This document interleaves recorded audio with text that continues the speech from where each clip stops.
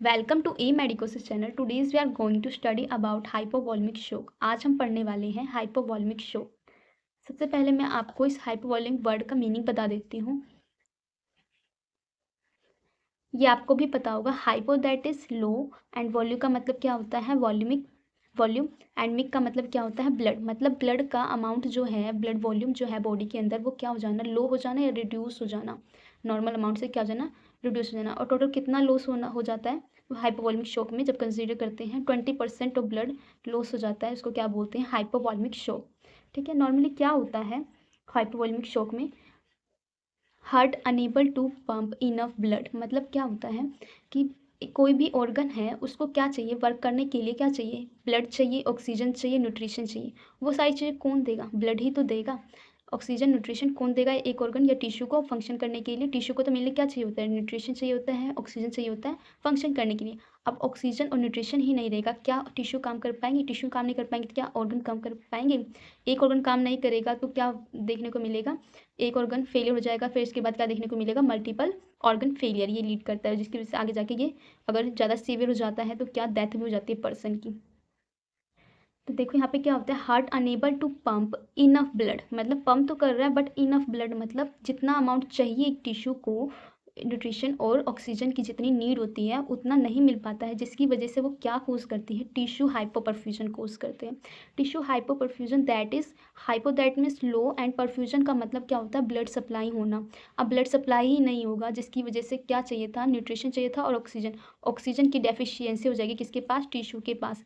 Oxygen की deficiency होने की वजह से मल्टीपल ऑर्गन फेलियर देखने को मिलेगा, क्योंकि क्या होगा, जो टिश्यू को ऑक्सीजन चाहिए थी, न्यूट्रिशन चाहिए था वर्क करने के लिए, वो वर्क ही नहीं कर पाएंगे, ऑर्गन भी वर्क नहीं कर पाएंगे, जिसकी वजह से ऑर्गन फेलियर होगा और वो लीड कर सकता है मल्टीपल ऑर्गन फेलियर, और आगे जाके अगर सीवियर हुआ तो डेथ भी हो सकती है। ये याद रखना, कितना वॉल्यूम लॉस होता है ब्लड का, 20% ब्लड लॉस होता है इसमें हाइपोवॉल्मिक शॉक में। अब हम पढ़ेंगे डेफिनेशन एंड इसके रिस्क फैक्टर, आगे सारी चीज़ें पढ़ेंगे। देखो डेफिनेशन क्या है, hypovolemic shock is caused by volume blood loss and severe dehydration होता है। इसमें क्या होता है, ब्लड लॉस और सीवियर डिहाइड्रेशन। ये किसकी वजह से होता है, अब ये ध्यान से समझना, हेमोरेज, मतलब हेमरेज हो गया पेशेंट, मतलब जो क्लाइंट है उसको क्या हो गया, हेमरेज। अब देखो किसी का भी ब्लड एक्सीडेंट हो गया तो उसमें क्या हो सकता है, हेमरेज हो सकता है, जीआई ब्लीडिंग हो गई जी, या फिर ब्रेन हेमरेज हो गया, उसमें भी क्या हो जाती है, एक्सेसिव ब्लीडिंग हो जाती है। ठीक है, फ्रिक्वेंटली ब्लीडिंग होती रहती है, जिसकी वजह से क्या देखने को मिलता है, हाइपोवॉल्मिक शोक। बर्न का पेशेंट, तो बर्न के पेशेंट में भी क्या होता है, डिहाइड्रेशन हो जाता है, सबसे ज़्यादा डिहाइड्रेशन किस में होता है, बर्न के पेशेंट में होता है। डायरिया एक मेन कोज है किसमें, चिल्ड्रन में देखने को मिलता है सबसे ज़्यादा, जो चिल्ड्रंस होते हैं उनमें डायरिया ज़्यादा देखने को मिलता है, जिसकी वजह से उनमें भी क्या देखने को मिलता है, हाइपोवॉल्मिक शोक। वॉमिटिंग भी चिल्ड्रन में कॉमनली होता है, बाकी अडल्ट में भी कॉमन होता है, क्योंकि वॉमिटिंग से क्या होता है, फ्लूइड का क्या होता है, लॉस होता है। डिहाइड्रेशन में भी क्या होता है, फ्लूइड का लॉस होता है। एक्सेसिव डायलिसिस, डायलिसिस में मतलब क्या है, इसमें यूरिन आउटपुट क्या हो जाता है, बहुत ज़्यादा हो जाता है, जिसकी वजह से बॉडी में डिहाइड्रेशन होगी। डिहाइड्रेशन की वजह से ब्लड वॉल्यूम है वो डिक्रीज हो जाएगा। डिक्रीज होने की वजह से जो न्यूट्रिशन चाहिए था, ऑक्सीजन चाहिए था, ब्लड सप्लाई रिड्यूस हो जाएगी, जिसकी से ऑक्सीजन की भी क्या हो जाएगी, डेफिशिएंसी हो जाएगी, जिसकी वजह से वो वर्क नहीं कर पाएंगे। डायबिटीज़ के पेशेंट में भी हाइपोवॉल्मिक शॉक जा सकता है पेशेंट। एंड जीआई ब्लीडिंग हो गई, या फिर डायबिटीज़ इंसिपिडस, इसमें क्या होता है, इसमें भी क्या होता है, एडीएच जो हार्मोन होता है उसकी डेफिशिएंसी हो जाती है, जिसकी वजह से एडीएच क्या करता है, एंटी डायबिटिक इफेक्ट देता है, जो डायबिटिक मतलब यूरिन आउटपुट को कम करता है, बट यही इसमें डेफिशिएंसी हो जाती है, जिसकी वजह से यूरिन आउटपुट जो होता है डायबिटिक इंसिपिडस में वो क्या हो जाता है, बहुत ज़्यादा हो जाता है एक्सेस अमाउंट में, जिसकी वजह से लॉस ऑफ फ्लूइड, बॉडी का जितना भी वाटर फ्लूइड वॉल्यूम जितना भी होता है वो सब कुछ डिक्रीज होना शुरू हो जाता है। अब मैं बताऊँगी आपको पैथोफिजियोलॉजी क्या होती है।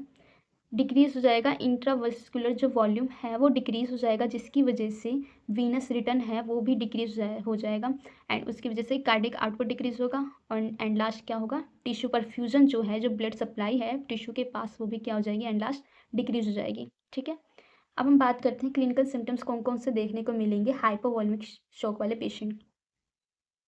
देखो मैंने ये निमोनिक बनाया है हाइपो टेंशन का। सबसे पहले जो देखने को मिलेगा हाइपोटेंशन, मतलब देखो कैसे होगा हाइपोटेंशन। अब हम पढ़ेंगे क्लिनिकल सिम्टम्स। ये सारे क्या बना रखे हैं, मैं निमोनिक्स बना रखा है हाइपोटेंशन। इसमें सबसे पहले क्या देखने को मिलेगा, हाइपोटेंशन। हाइपोटेंशन का कैसे होगा ये कोर्स देखो, जो हाइपोटेंशन में क्या होता है, कैसे कोज होगा, कार्डियक वॉल्यूम जो है, कार्डियक वॉल्यूम क्या हो रखा है, डिक्रीज हो रखा है बॉडी के अंदर, जिसकी वजह से कार्डियक आउटपुट भी है वो भी डिक्रीज हो जाएगा, और वो क्या कोज करेगा, ब्लड प्रेशर क्या करेगा, डिक्रीज कर देगा, क्योंकि इनफ ब्लड ही तो नहीं है ना बॉडी के अंदर किसको पंप करने के लिए, जिसकी वजह से ब्लड प्रेशर भी क्या हो जाएगा, डिक्रीज हो जाएगा। अब क्या है, योनिंग मतलब उबासी आएगी, वीकनेस होगा, फटीग होगा, पेलर हो जाएगा स्किन, जो ब्लड सप्लाई है वो रिड्यूस हो जाएगी। ओलिगोयूरिया कैसे होएगा, देखो ओलिगोयूरिया में क्या होता है, यूरिन आउटपुट डिक्रीज हो जाएगा, किस क्या बोलते हैं इसको, 30 ml पर आवर से कम डिक्रीज हो जाएगा। ये क्यों हो रहा है, ब्लड वॉल्यूम देखो बॉडी के अंदर डिक्रीज हो रखा है, जिसकी वजह से जो GFR है, ग्लोमेरुलर फिल्ट्रेशन रेट, वो भी क्या हो जाएगा, डिक्रीज हो जाएगा। अब यही डिक्रीज हो जाएगा तो यूरिन भी कितना ही आएगा, तो कितना आएगा, less than ml per hour. Tachycardia देखने को मिलेगा पेशेंट में। एक्सेसिव थर्स्ट कैसे होगा, देखो पेशेंट को क्या होगा, ब्लड वॉल्यूम क्या हो रखा है बॉडी के अंदर डिक्रीज हो रखा है, जिसकी वजह से डिहाइड्रेशन होगा पेशेंट को, जैसे डिहाइड्रेशन होने की वजह से ज़्यादा प्यास लगेगी पेशेंट को, एंड नोजिया होगा, वोमिटिंग होगी पेशेंट को, एंड स्वेटिंग होएगा, और इंक्रीज रेस्पिरेशन रेट, कुछ स्मॉल साइन, ये बहुत इंपॉर्टेंट है। एंड ओलिगोयूरिया मैंने बता दिया था पहले आपको। Orthostatic hypotension, narrow pulse pressure decrease, pulse pressure भी डिक्रीज होगा, कैसे होगा ये डिक्रीज, पल्स प्रेशर में क्या होता है, ब्लड प्रेशर डिक्रीज हो जाएगा, जिसकी वजह से पल्स प्रेशर भी क्या हो जाएगा, डिक्रीज हो जाएगा।